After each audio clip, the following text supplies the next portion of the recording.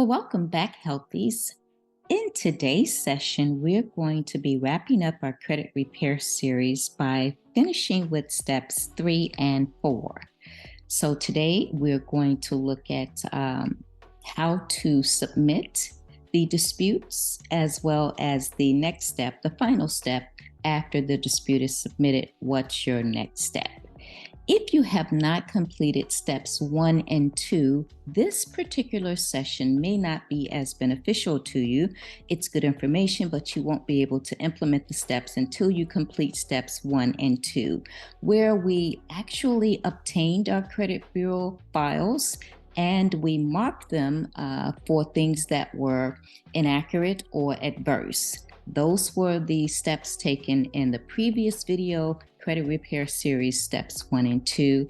And so now in this particular video, we're going to look at what to do with the adverse as well as inaccurate things that are on our credit report. What's our next step? So let's get started with step 3.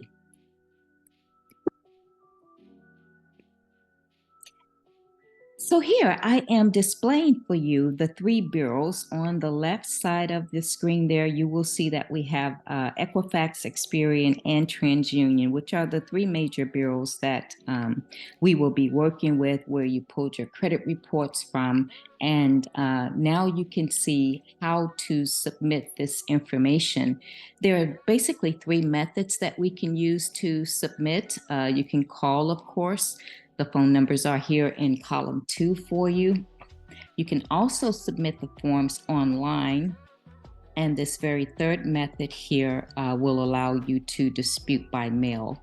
Now, there are pros and cons to all of the different methods, and it's going to be based upon the individual as to what he or she would prefer to do. But you do have 3 different options for submitting your disputes. My preference, if I had to do this, would be to submit online. And so I'll talk about that specific method first.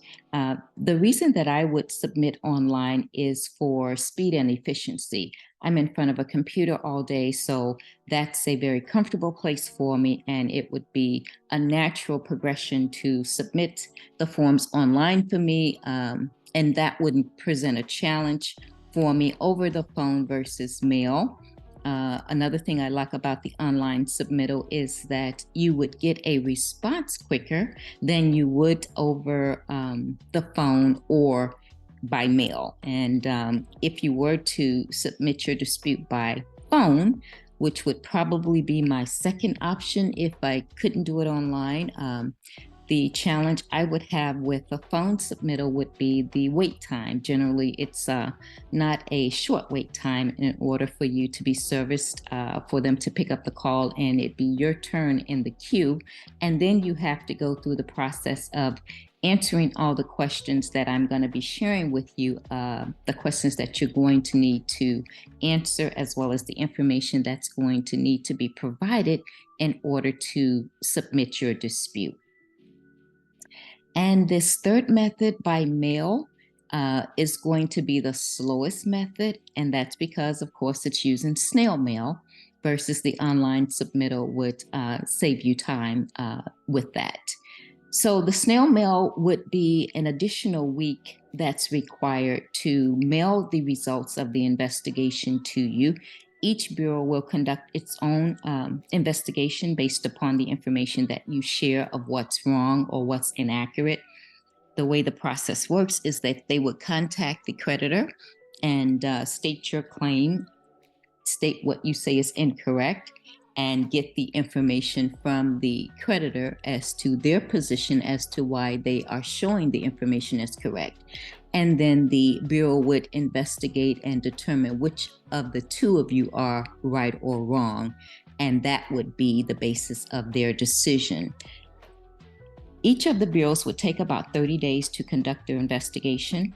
At the end of those investigations, they would send you by mail. If you submitted a dispute by mail, they would send you the results of the investigation via mail, and that would take an additional 7 days in most cases, maybe a little longer.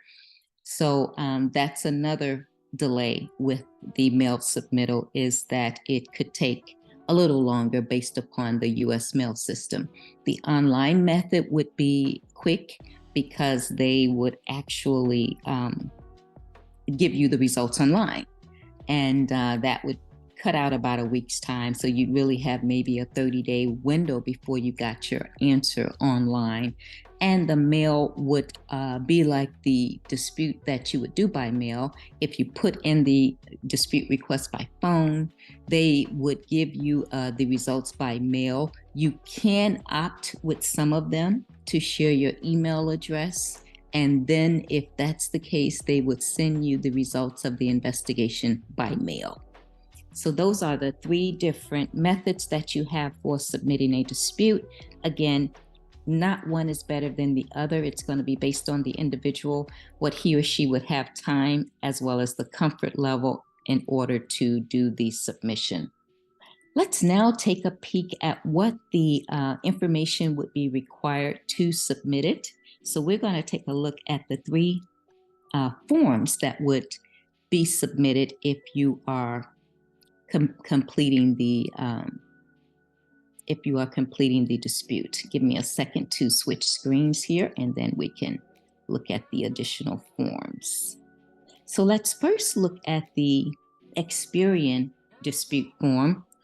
And I'm just displaying one of the forms so that you'll understand the information that's required. You do not have to fill out this dispute form by mail. This would only be used if you were going to mail it to the Bureau. If you were going to do it online, of course, you would submit it through their link online, which I'll show you again before I end the video. So for Experian, and as you can see, they tell you up front that once they receive your dispute, it's going to take about 30 days to process. So, and this is standard for all of them. It's going to take them about 30 days. And once the dispute is completed, they'll mail you your results. Again, they would send that through U.S. mail. You're going to have to provide to them things like your name and address, social security number. So these are the things that is required for you to send with the dispute. So even if you submitted the dispute over the phone, they would give you a link to upload the information to validate your identity, as well as provide your social security number. The upload is a safe way to submit the information to the bureaus because it's their secured site that you're uploading to. That's safer than the U.S. mail. I'd be very hesitant about sending copies of my social security number, my driver's license through U.S. mail, because it is the mail and things do get lost. Also, that is risky with the information getting into somebody's else's hand. If I did submit my dispute by U.S. mail, I would send it certified mail, and I would require that a receipt, someone signs for it when it's delivered. So I would pay for a signature upon delivery as well. So you definitely expense a little bit of money doing it that way. But if I had to submit the dispute by mail, I would go through the extra caution of making sure that my information wasn't going to get into the wrong hands. You also want to make sure that you're sending copies of everything. Do not submit your original anything to anyone, because that takes it out of your possession, and people are not going to be as diligent with your information as you might have been. So you want to make copies that are very clear, easy to read, and submit the copies to the bureaus if you're going to use the mail system. So let's walk through this a little bit so that you can see the information that's going to be obtained, whether you're calling in or you're submitting online. You're going to be given the same information. So we will walk through it pretty quickly. You probably already know that the first section is going to be who you are, your social, your mailing address, and any information that's pertinent to you. So this would be more of your PPI information that we've talked about. Then you would start with your dispute. So this is Experian, and one of the things that I didn't care for with the experience submittal is for those individuals who had more than 3 submittals, you'd have to print out an additional sheet because they only allow you 3 on their form, on their one form that they provide to you. I'm assuming that you can print out a additional sheet and submit additional disputes if you had them. Hopefully you only have 3, but for those who might have more, you would need to print out an additional form for additional disputes if you were going to use it by mail, because Experian only allows for 3 disputes. Let's move over now and talk a little bit about, who's the next one? Let's go to Equifax. Let's see what Equifax would allow us to do. Give me a second here. I need to bring my screen down so that I can get there. Okay. This is Equifax. So with Equifax, it's pretty much the same thing that you would do with Experian. They too provide you with a link if you wanted to submit your dispute online. You could do it by using their myequifax.com link. And they would require pretty much the same information. Your PPI information would be listed at the top. You would have to submit proof of identity, again, just like you did with Experian. There's their mailing address. If there has been fraud, you would check this box here. So it's a little different than Experian in that it wants you to identify if this is specifically related to fraud. And your date of birth, social security number. What I did like about the Equifax dispute is that they would give you up to 12 dispute items if you needed it. So you could actually dispute up to 12 items on their one form that they have. So it is a little different than the one that we looked at with Equifax. So that is a plus. I guess we could probably say it's a plus in that you wouldn't need to print out anything else, but hopefully you wouldn't have as many as 12 disputes. So that's what you would need for Equifax. And our last one that we'll look at is going to be TransUnion. And let's get over to that one. Now, TransUnion is probably the simplest of the 3. In the fact that it actually says request for investigation at the top of their form. But again, like the other 2, they give you an opportunity where you can initiate the investigation online by using the link here. You could also mail it. So they're giving you an address at the end of the form, and only to mail if you wanted to mail the form in. They do tell you, please allow 3 to 5 business days for delivery. So that's after the 30 days that's required for the investigations. So that is confirming what I've already shared with you. You fill out the PPI information again, social security number, driver's license information. They were a little better than Equifax, or was it Experian, who only gave 3. This TransUnion, they give you 4 dispute opportunities. You would state the company's name, the account number, and then check the type of dispute that you're filing. If none of the boxes were applicable to you, you would click the checkbox for other and then state the reason for the dispute. And here is the numbers 3 and 4 that you could use to fill out the dispute. All right. The address again is down here in step 4 for TransUnion, and this is where you would send the dispute if you were mailing it. So that's a quick overview of our 3 bureaus and how to go about submitting a dispute. You've got your phone numbers there. You've got your links for submitting online, and I just walked over the mailing forms that you would use if you were to mail them. For those of you who are members of Pictures of Health, I have included these forms for you in our files within our Facebook group, so you could use those forms there that I've already downloaded for you and put on our Facebook page. If you're not a member of Pictures of Health, you can, I'll send you the same form simply by sending an email to healthynotperfection@gmail.com.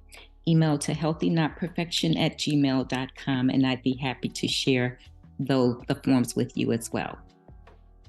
Let's now talk about the fourth step of the process. What happens after you submit your disputes to the bureaus? Well, it's going to take 30 days to complete the investigation. And as I mentioned, if it's by mail, you're going to have an additional week to get those results. But you can actually get quicker results if you submit online, because you won't have the mail aspect to deal with. They would send you the results to your email address if you dispute it online, and that would definitely speed up the process. But once you get the results back, let's say that you were not pleased with the results of their investigation, that you've looked over what their decision is, and they're not going to remove the information that's on your credit bureau report, nor are they going to change it with an update to reflect in your favor. Let's go to worst case scenario and say that happens. So if the investigation finds that the information is valid and they're not going to take any action, meaning they're going to allow the error or the adverse situation to remain on your credit report, your next step is to provide documentation that proves your innocence.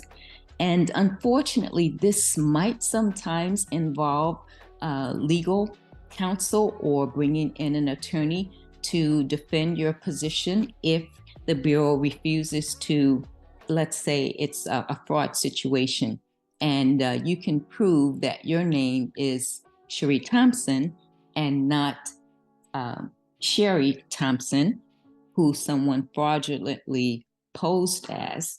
If you can prove that, you have the right information, right documentation, you see that the application was submitted under a Cheri Thompson versus a Cheri Thompson, using myself as an example, then that's something that I might want to invest the legal dollars, or invest the expense that's required for legal assistance in order to get something that's fraudulent off of my account.